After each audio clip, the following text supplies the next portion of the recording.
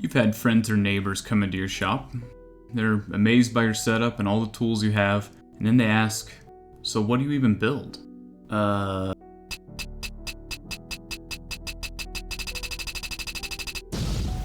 You probably answer with all sorts of things. Lest you're a bowl nut, make toys, or batch out cutting boards, you're probably the same way. So let's do a speed round and I'll show you how eclectic my builds are, and see if you can pick up any inspiration along the way.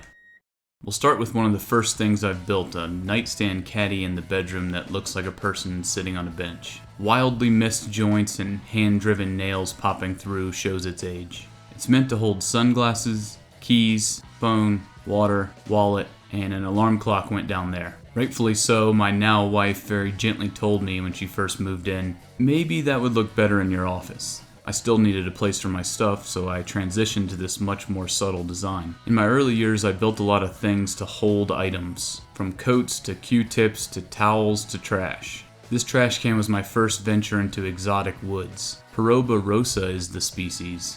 And I'll link everything that has a build video in the description if you want to check it out. I made plenty of mistakes and learned many lessons from builds like the extra toilet paper holder, two of which being little brackets look awful and finish soaks in unevenly on end grain. I shut off a pair of nightstands shortly after, learning that I should conceal screws, or at least countersink them, and paint on plywood edges looks bad.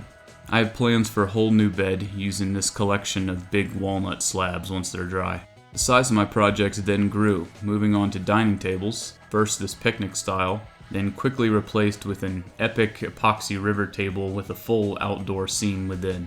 That sat on this mahogany base. Right now we use a sacrificial top, as the first time my kids did this, I wrapped them up and moved them into storage until they grow out of that. This lift top coffee table had an amazing inlay of a mountain scene, but it's just plywood for now. I continued building big and made probably the only thing that I've ever done from plans, these Adirondack chairs, which looked much better back in the day. With kids on the way, project possibilities opened up dramatically and I did our crib.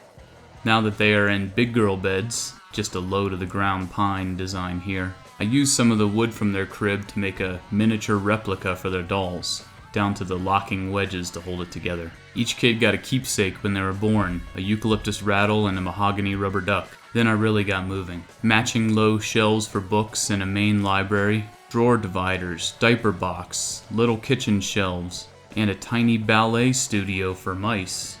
Overcoming tool limitations at the time, I took a piece of Paduke to a local woodworking shop and had them mill it down so I could make some more shelves. All that practicality left me itching to be more creative, so I inlaid a moon and stars into a piece of Murado for some wall decor. Just as with the pre-kid projects, I wanted to grow in size, so I did this wardrobe and mud kitchen, complete with oven and burners. Then came the Mac Daddy of kid builds with this playground. It's come to be known as Camp Danger because I made it a little high for a 2- and 4-year-old. Staying outside, I made this shed to match the house, getting as much landscaping items out of my garage and making room for the important stuff. We'll follow the dogs inside through this box to make their first step not so steep. In the kitchen, you can probably guess where a woodworker shines. Cutting boards. I think we could use another one soon. The kids continued to grow, as did my wife's affinity for Peloton, so this pegboard style fitness rack was commissioned. Then I got a fully remote job, so the office got a home for golf clubs, computer stands, this guy, and a bookshelf. Also a new home for some old mixed media pieces, and an homage to Dale's Pale Ale. As life goes on, your wife continues to get more and more stuff, so the utility room gets shelves, and then she outgrows those even. But that's my girl, so she can buy whatever bullshit she wants. Thanks for watching.